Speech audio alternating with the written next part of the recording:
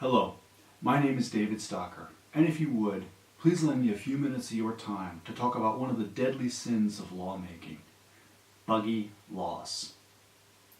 Ronald Reagan is often quoted as having said, "Government is the problem." But let me ask you something. You probably have something like this.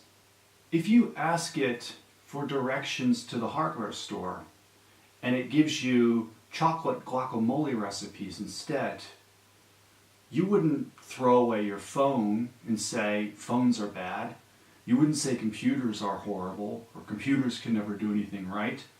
You would say that's a buggy app, and that buggy app is not acceptable.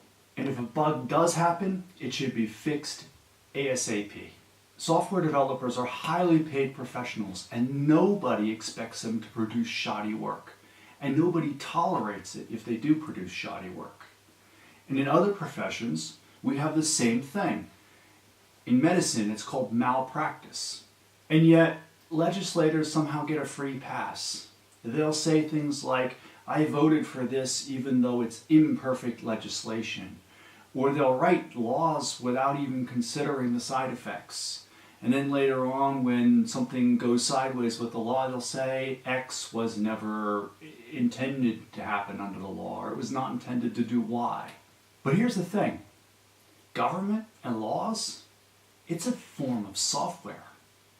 It's really not a whole lot different than this thing here.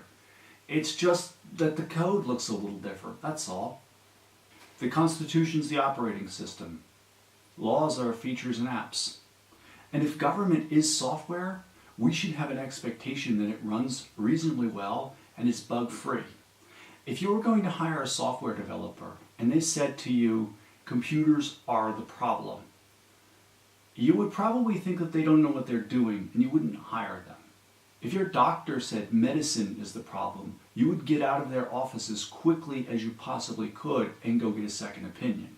And if somebody is running for or is an incumbent already holding a legislative office, such as assemblyman, senator, congressman, and they say something like government is the problem or express a similar sentiment, all they're doing is giving themselves an excuse for shoddy work.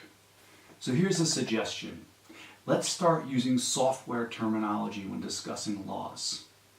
So rather than say loophole or unintended consequence, say bug or exploit. That's the first step to demanding higher quality legislative work. Thank you for watching. Please subscribe to my channel, share this on social media, tweet it, retweet it, but most of all, thank you for watching.